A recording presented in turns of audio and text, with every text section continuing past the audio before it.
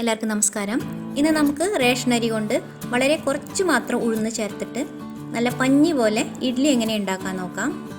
അപ്പോൾ നിങ്ങൾ ഈ ചാനൽ ആദ്യമായിട്ടാണ് കാണുന്നതെന്നുണ്ടെങ്കിൽ സബ്സ്ക്രൈബ് ചെയ്യണം. ഇഷ്ടമായാൽ ലൈക്ക് ചെയ്യാൻ മറക്കരുത്.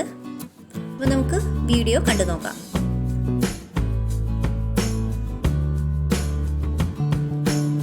ഇത് റേഷൻ്റെ പുഴുങ്ങല്ലരിയാണ്. പുഴുങ്ങല്ലരി ഇല്ലെങ്കിൽ ഇഡ്ഡലി അരി ഉപയോഗിക്കാം. 4 ഗ്ലാസ് പുഴുങ്ങല്ലരി. നമ്മുടെ കയ്യിൽ ഏത് കപ്പ് അല്ലെങ്കിൽ ഗ്ലാസ് ആണോ ഉള്ളതെന്ന് വെച്ചാൽ ആ അളവിലെല്ലാം എടുത്താൽ മതി. ഇനി ഇതിലേക്ക് 4 ഗ്ലാസ് പച്ചരി. ഇതും റേഷൻ്റെ അരി തന്നെയാണ്.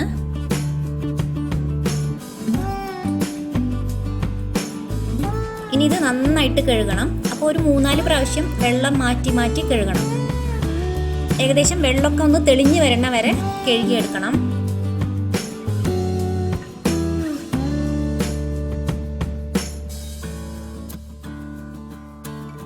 ഇപ്പോൾ ഇതാ നന്നായിട്ട് കഴുകിയെടുത്തിട്ടുണ്ട്. വെള്ളം എന്താ തെളിഞ്ഞ് വന്നിട്ടുണ്ട്. ഇനി ഇതിലേക്ക് നമുക്ക് കുറച്ച് ഉലുവ ചേർത്ത് കൊടുക്കാം. ഇനി ഇത് 5 മണിക്കൂർ നേരം കുതിർത്താനായിട്ട് വെക്കാം.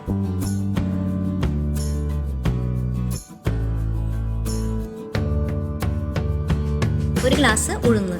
8 ഗ്ലാസ് അരിക്ക് 1 ഗ്ലാസ് ഉഴുന്നേ ചേർക്കേണ്ട ആവശ്യമുള്ളൂ. ഉഴുന്ന് വെറുതെ ഒന്ന് കഴുകിയെടുത്താൽ മതി. അതിനുശേഷം നല്ല വെള്ളം ഒഴിച്ചിട്ട് കുതിർത്താനായിട്ട് വെക്കാം. ഈ വെള്ളത്തിൽ തന്നെ നമുക്കപ്പോൾ അരച്ചെടുക്കാം.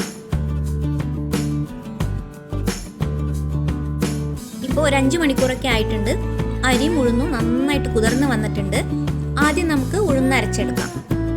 ഞാൻ ഗ്രൈൻഡറിലാണ് അരയ്ക്കുന്നത്. അപ്പോൾ ഗ്രൈൻഡർ ഓൺ ആക്കിയതിന് ശേഷം കുറച്ച് വെള്ളം ഒഴിച്ചു കൊടുക്കാം. അതിനുശേഷം നമുക്ക് ഉഴുന്നിട്ട് കൊടുക്കാം. ഉഴുന്ന് അരയ്ക്കുമ്പോൾ ആദ്യമേ തന്നെ ഒരുപാട് വെള്ളം ഒഴിച്ചിട്ട് അരയ്ക്കരുത്. ഉഴുന്ന് അരയും തോറും നമ്മൾ കുറേശ്ശെ വെള്ളം ഒഴിച്ചു കൊടുത്താൽ മതി. ഉഴുന്ന് ഒന്ന് അരയുമ്പോൾ അതിൽ കുറച്ച് വെള്ളം ഒന്ന് ഒഴിച്ചു കൊടുക്കുക. ഇതേപോലെ ഇങ്ങനെ കുറേശ്ശെ വെള്ളം ഇങ്ങനെ ഒഴിച്ചു കൊടുത്താൽ മതി. അപ്പോഴാണ് ഉഴുന്ന് നന്നായിട്ട് പതഞ്ഞ് അരഞ്ഞിട്ട് വരുള്ളൂ.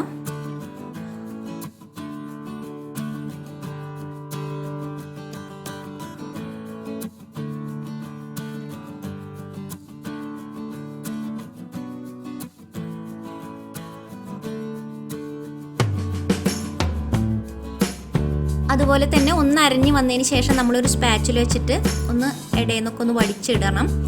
എന്തുകൊണ്ടാണെന്ന് വെച്ചാൽ ചിലപ്പോൾ ഉള്ളിലൊക്കെ ചെറിയ ഉഴുന്നിൻ്റെ പീസസൊക്കെ ഉണ്ടാവും. അപ്പോൾ എല്ലാം നന്നായിട്ട് അരഞ്ഞു വരാനായിട്ടാണ്. ഇതേപോലെ കുറേശ്ശെ വെള്ളം ഒഴിച്ചു കൊടുത്തിട്ട് നമുക്ക് അരച്ചെടുക്കാം. അപ്പോൾ ഉഴുന്ന് നല്ല പതഞ്ഞ് വരും. ഏകദേശം ഒരു അരമണിക്കൂർ നേരമൊക്കെ വേണ്ടി വരും ഇതേപോലെ നന്നായിട്ട് ഉഴുന്ന് അരച്ചെടുക്കാനായിട്ട്. ഇപ്പോൾ കണ്ട നന്നായിട്ട് പതഞ്ഞ് അരഞ്ഞ് വന്നിട്ടുണ്ട്. ഇത് നമുക്ക് ഒരു പാത്രത്തിലേക്ക് മാറ്റാം. ഞാൻ പാത്രത്തിലേക്ക് മാറ്റിയിട്ട് കാണിക്കാം. ഇതാ കണ്ട ഉഴുന്ന് നല്ല സ്നോ പോലെ ഉണ്ട്, പതഞ്ഞ് ഇതേപോലെ വരണം.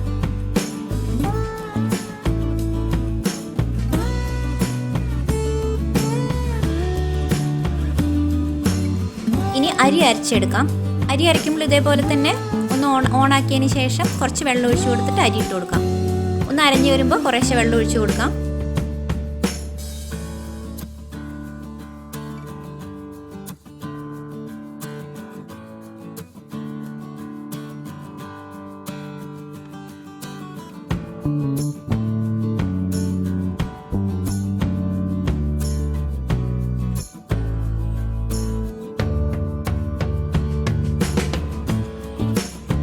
അരി ഒന്ന് അരഞ്ഞു വന്നതിന് ശേഷം നമുക്ക് 2 ടേബിൾ സ്പൂൺ ചോറ് ചേർത്ത് കൊടുക്കാം. ചോറും കൂടെ ചേർത്ത് കൊടുത്തിട്ട് നല്ല നൈസായിട്ട് അരയ്ക്കണം. അപ്പോഴാണ് നമ്മുടെ ഇഡ്ഡലി നല്ല സ്പോഞ്ച് പോലെ വരുള്ളൂ.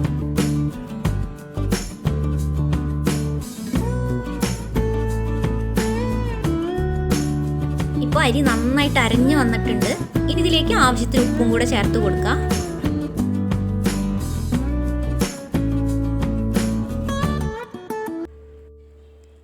ഇനി ഇതിലേക്ക് അരച്ചു വെച്ചേക്കണ ഉഴുന്ന് കുറേശ്ശെ ചേർത്ത് കൊടുക്കാം.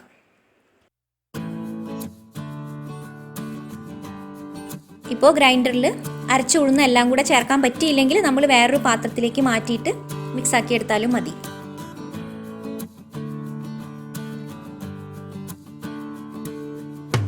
നന്നായിട്ട് മിക്സ് ആക്കിയതിന് ശേഷം ഇനി ഇതൊരു പാത്രത്തിലേക്ക് മാറ്റാം.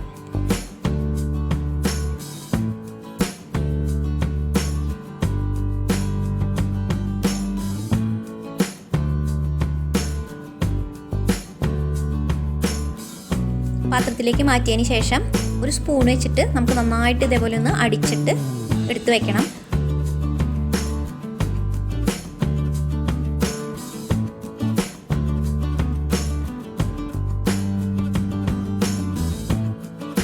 ഇനി ഇത് 2 പാത്രത്തിലേക്ക് ആക്കിയിട്ട് പകർത്തി വെക്കാം.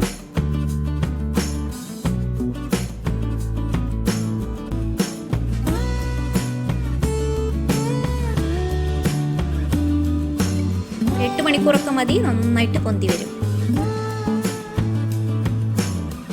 ഇപ്പോൾ മാവ് നന്നായിട്ട് പൊന്തി വന്നിട്ടുണ്ട്. ഈ മാവ് കൊണ്ട് നമുക്ക് ഇഡ്ഡലിയോ ദോശയോ എന്ത് വേണമെങ്കിൽ ഉണ്ടാക്കാം. ആവശ്യമുള്ള മാവ് എടുത്തിട്ട് ബാക്കി നമുക്ക് ഫ്രിഡ്ജിലേക്ക് എടുത്ത് വെക്കാം. ഇതാ കണ്ട, മാവ് നന്നായിട്ട് പതഞ്ഞ് വന്നിട്ടുണ്ട്.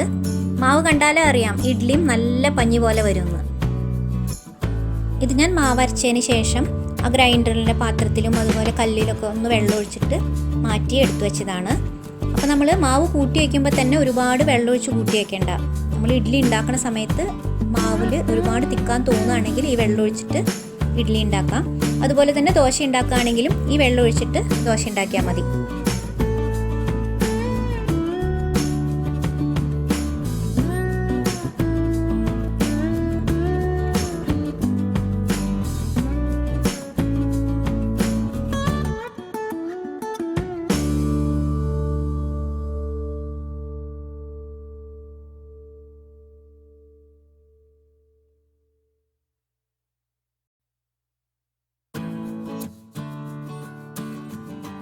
നല്ല പഞ്ഞി പോലെ സോഫ്റ്റ് ഇഡ്ഡലി റെഡി. നിങ്ങളെല്ലാവരും ഉണ്ടാക്കി നോക്കിയിട്ട് അഭിപ്രായം പറയാൻ മറക്കരുത്. ഇഷ്ടമായാൽ ഷെയർ ചെയ്യൂ, കമൻറ്റ് ചെയ്യൂ, ചാനൽ സബ്സ്ക്രൈബ് ചെയ്യണം. അടുത്ത വീഡിയോയിൽ കാണാം.